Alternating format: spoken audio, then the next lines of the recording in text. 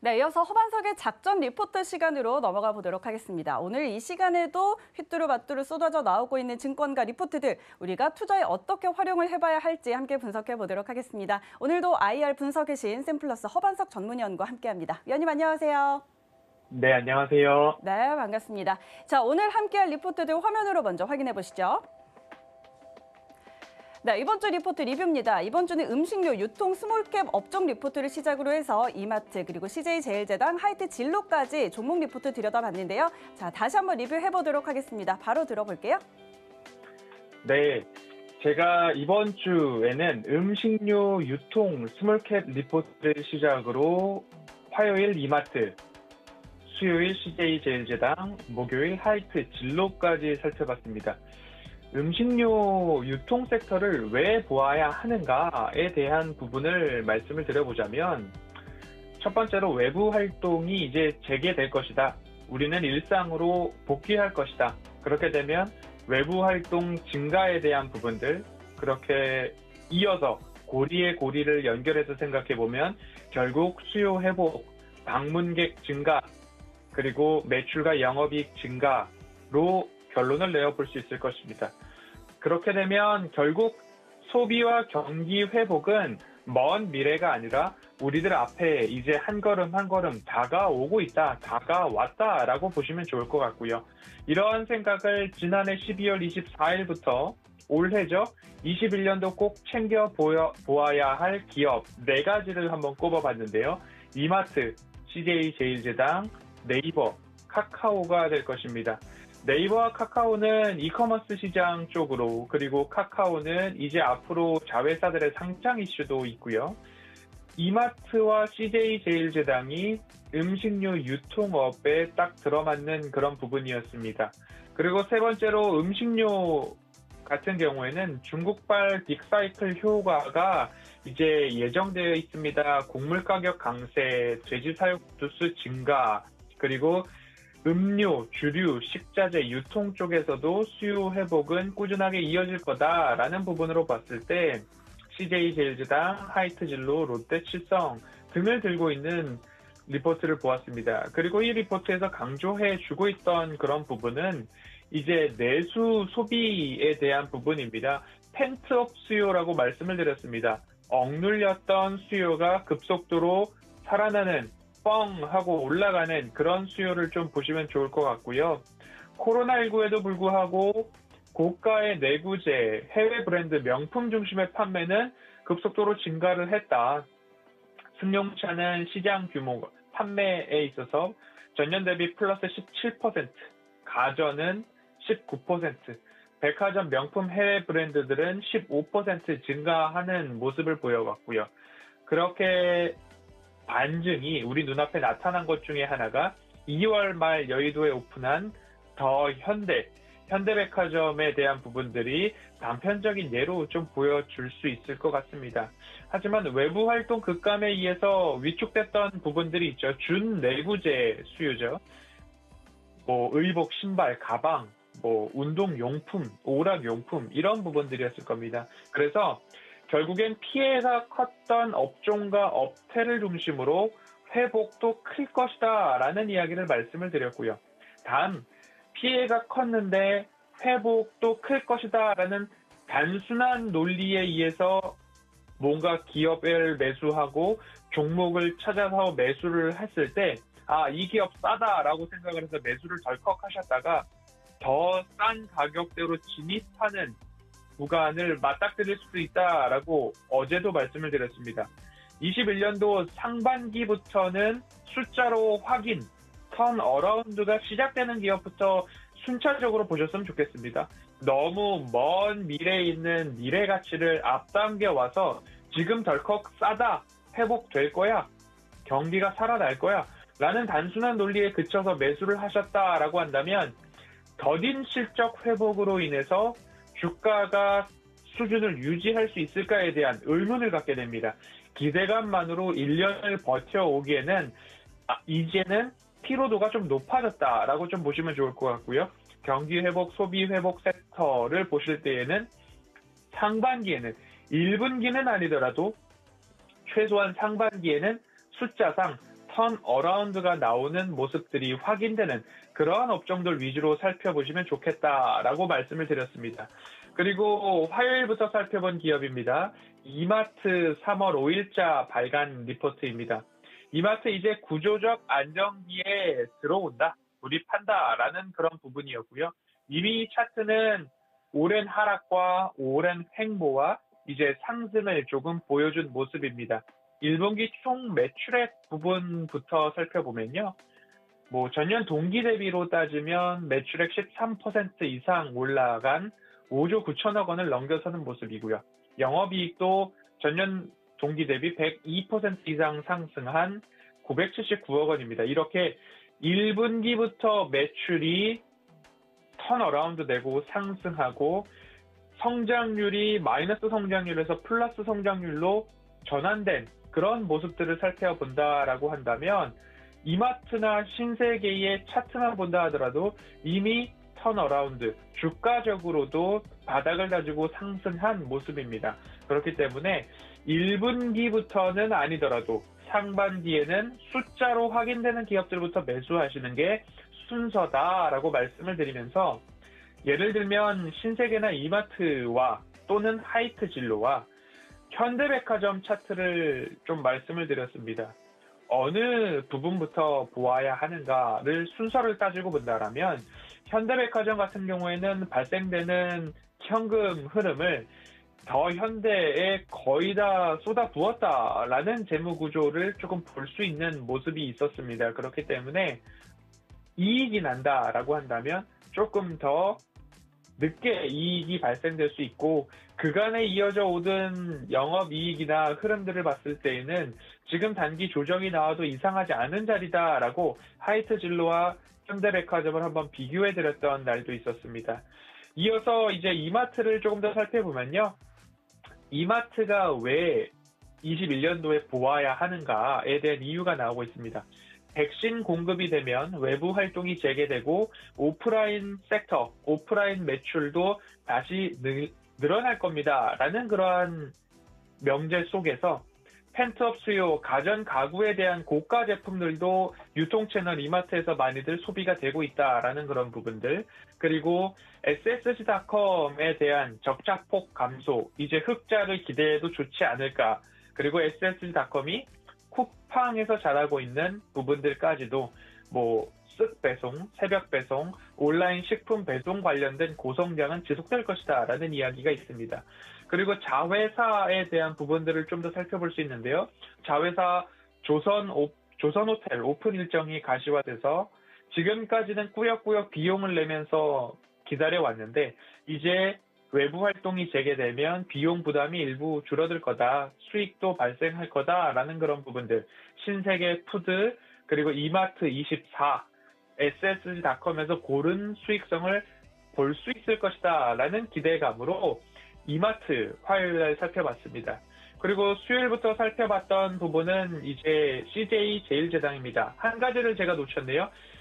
이제 이마트 같은 경우에는 어느 부분에서 이제 또 살펴볼 수 있느냐, SSG.com 뿐만 아니라 이마트의 플러스 알파라고 소개를 해드렸던 스타벅스 코리아, 그리고 조선호텔, 스타필드 등에서 매출 포인트들이 다양하다. 그런데 외부 활동의 증가에 따라서 그 매출 포인트가 이제는 쑥쑥 성장할 수 있다라는 포인트로 말씀을 드렸습니다. CJ 제일제당을 보도록 하겠습니다.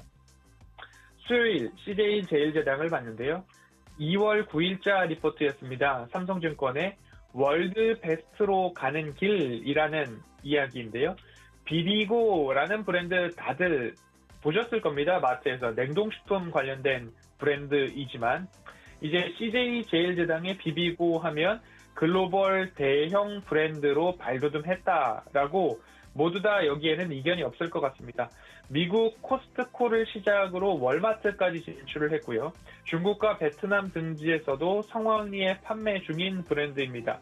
비비고 중에 냉동 만두는 단일 품목으로 연매출 1조 원을 달성한 그런 품목이 되었고요. 이 1조 원 중에 65%가 무려 65%가 해외 매출 비중이었다라는 그런 부분들 본다라고 한다면 우리나라 시장에서 냉동만두 굉장히 여러 회사들이 잘 만들고 있죠. 그리고 하지만 미국이나 베트남 등지에서는 해외 매출이 65%까지 증가할 수 있었던 이유는 그들에 맞는 현지화 전략으로 뭔가 속이 다르고 피가 다르고 하는 모습들이 먹혀들어왔다라고 좀 볼 수 있을 것 같습니다. 21년도 CJ제일제당을 기대하고 1분기부터 CJ제일제당이 눈에 띄었던 이유는 CJ제일제당은 식품과 바이오 이 두 축으로 이루어져 있다 해도 무방합니다. 그리고 플러스 알파로 CJ 대한통운이 있지만 이제 식품과 바이오, 언택트 쪽에서는 식품으로 영차 회사를 이끌어 왔다면 이제 컨택트 시대, 포스트 코로나 시대에는 바이오 분야가 영차 이 CJ제일제당을 이끌어갈 수 있어서 언택트와 컨택트 모두 수혜를 입을 수 있는 기업 중에 하나다라고 말씀을 드려왔습니다. 식품은 간편적으로 말씀을 드려서 스완스라는 미국의 유통 채널을 18년도, 19년도 인수를 완료를 해서 월마트 최대 유통 채널이죠. 월마트에 입점을 시켰고 중소형 마켓까지도 비비고가 없는 마트가 거의 찾아보기 어려울 정도로 유통 채널에 입점에 성공을 한 그런 부분입니다. 중국은 징동닷컴 그리고 이베이 재팬에서 운영하고 있는 큐텐샵, 큐텐몰에서도 식품 부문 1위를 기록했던 전력이 있고요. 이제 바이오 부분이 왜 올해부터 기대가 되는가, 집중을 해야 되는가를 조금 더 구체적으로 말씀을 드려보겠습니다. 중국에서는 ASF, 아프리카 돼지열병으로 인해서 많은 돼지들이 죽어나갔었습니다. 하지만 19년도 기준으로 95%까지 다시 돼지 사육 두수가 올라왔는데 돼지가 많아지면 사료를 많이 줘야 되는데 국제 곡물가가 굉장히 높아졌습니다. 그러면 사료로 다 충당하기보다는 사료 첨가제를 넣어서 그 돼지 사료값을 좀 떨어뜨려 보자라는 쪽으로 이제 생각의 고리가 연결될 거고요. 돼지 사육 두수가 떨어질 수 없는 이유 중에 하나는 중국에서는 이 생돈 가격, 돼지고기 가격이 높아져서 물가가 불안했던 시기가 이 ASF, 돼지열병을 직격탄으로 맞았을 때입니다. 이제는 정부에서 나서서 돼지 사육을 장려하고 돼지 사육 두수를 늘리는 정책 포커싱이 맞춰져 있어서 이제 많이 상승을 했죠. 95%까지. 이제는 곡물 가격이 높아져서 사료를 어떻게 먹일까 고민을 하고 있는 와중에 이 사료용 첨가제 아미노산이 CJ제일제당에서 나오고 있습니다. 그렇기 때문에 중국발 이 빅사이클에서 수혜를 볼 수 있는 기업이 CJ제일제당이다라고 한번 생각을 해주셨으면 좋겠고요. 또 한 가지 바이오의 한 축은 조미료의 원료인 핵산이 될 텐데요.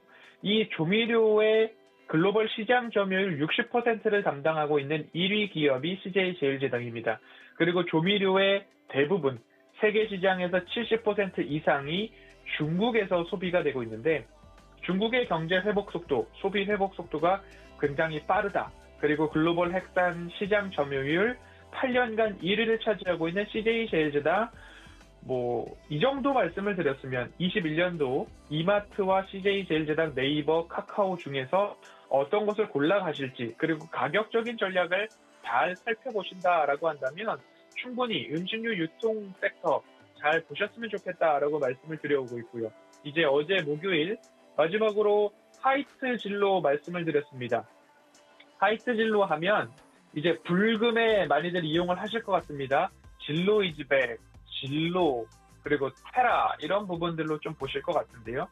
사회적 거리두기가 아직까지는 연일 400명 이상의 신규 확진자가 나오고 있어서 어떻게 조정이 될지 우리의 피부로 와닿고는 있지만 얼마만큼 우리가 외식 생활을 그리고 밖에서 주류나 음료를 소비할지는 아직 깜깜할 수 있으나 이제 그렇게 나아가는 방향은 변함이 없다라는 부분으로 보시면 좋을 것 같습니다.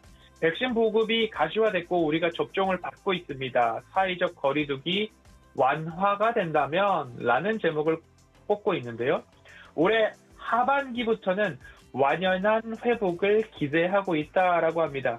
백신 접종률이 가장 높은 이스라엘을 예를 들어서 본다 하더라도 백신을 한 번만 맞아도 그리고 2차 접종을 하면 그 효과가 굉장하다. 이제 마스크를 벗을 수 있는 날이 머지않았다라는 기대감을 갖게 됩니다. 주류 업체들의 실적 모멘텀도 하반기로 갈수록 강해진다라는 이야기를 해주고 있습니다. 그리고 1분기부터 턴어라운드가 아니더라도 상반기에는 숫자상 조금 좋아지고 있다라는 것을 확인해야 합니다. 숫자로 확인이 되어야 합니다. 라는 이야기가 바로 이 하이트 진로에 해당하지 않을까 싶습니다. 올해 1분기 실적 같은 경우에는 조금 저조할 수 있다라고 이야기를 하고 있습니다. 1분기 실적이 매출액은 전년 대비 5% 정도 하락할 수 있다. 그리고 영업이익도 15% 이상 감소할 수 있다라고 이야기를 하고 있는데요. 연간 매출액으로 봤을 때에는 소주 기준으로 7%, 맥주 기준으로 2% 이상 상승할 것으로 추정을 하고 있습니다. 그렇기 때문에 이 추정치가 하반기에 얼마만큼 경기 회복과 외부 활동 증가가 이루어졌느냐에 따라서 결국 백신 효과가 얼마만큼 붐을 이루었느냐를 보았을 때 이 추정치는 조금 상향 조정될 수 있다라는 이야기까지도 하고 있고요. 이 리포트를 소개해드릴 때 솔직한 리포트입니다라고 말씀을 드렸습니다. 1분기 실적이 마이너스로 아직까지는 마이너스이기 때문에 현 구간에서 덜컥 대응하기보다는 박스권 트레이딩 전략으로 하이트 진로를 보면 좋겠습니다. 라는 이야기를 조금 친절하게 해주고 있는 리포트였습니다. 사회적 거리두기가 우리가 더 완화가 된다라고 한다면 하이트 진로는 상반기에는 뭔가 숫자로 그 결과를 보여줄 수 있다라는 부분들, 그래서 말씀을 드려왔습니다. 음식료 유통 섹터를 보실지 아니면 호텔 여행 카지노 섹터를 보실지, 차트상 저위험 구간은 확인이 두 섹터당 종목별로 되는 기업들이 많을 것입니다. 하지만 하이트 진로와 현대백화점을 제가 말씀을 드릴 때 어떻게 말씀을 드렸는지 보겠습니다. 하이트 진로는 하이트 진로의 차트입니다. 차트상 저점 구간을 한번 이렇게 연결을 해보시면 이 저점 구간에 닿는 포인트들이 나왔습니다. 포인트들이 나왔는데 지금은 일부 조금 떠 있습니다. 이 공백이 있다라고 보이실 텐데요. 그래서 이 박스권 트레이딩이 친절하다라고 말씀을 드렸던 이유 중에 하나는 1분기 실적이 마이너스로 돌아온다라고 한다면 이 박스권 안에서 위로 아래로 터치를 하다가 다시 한번 이 박스권 하단까지 왔다는 거죠. 상승을 했다가 하락을 했다가 다시 한번 조정이 어떻게 나올지는 모르겠지만 재차 이 하단 구간을 맞을 수 있는 때에 매수를 해보자라는 박스권 전략, 그리고 상반기에 숫자상 뭔가 새로워지는 기업 분위기가 나온다라고 한다면 이 구간을 다시 한번 통과하고 넘어간다. 그래서 연 매출을 봤을 때는 장기적 부유, 이 추세의 하단을 높여가고 있는 모습을 유지하지 않을까라고 말씀을 드렸고요. 현대백화점 같은 경우에는 오랜 기간 동안 이마트나 신세계처럼 오랜 기간 하락을 했고요. 그리고 일부 횡보를 했고 다시 한번 이러한 상승을 보여주고 있는데 마찬가지로 이 하단 구간이 추세로 잡히고는 있습니다. 하지만 너무 급하게 가시기보다는 이 하단을 혹시 깨고 내려가진 않을까에 대한 우려가 너무 먼 미래의 가치를 당겨왔기 때문에 그렇지는 않을까라고 한번 생각을 해보실 만한 그러한 업종이다라고 좀 보시면 좋을 것 같습니다. 신세계도 전일 마찬가지로 조금 조정이 나왔던 그런 모습인데요. 그렇게 보셨듯이 꼭 포스트 코로나에 대한 기업을 선정할 때에 너무 먼 미래의 가치를 당겨와서 싸다라고 단정 짓기에는 아직까지는 조심스러운 구간이다라고 정리해 보겠습니다.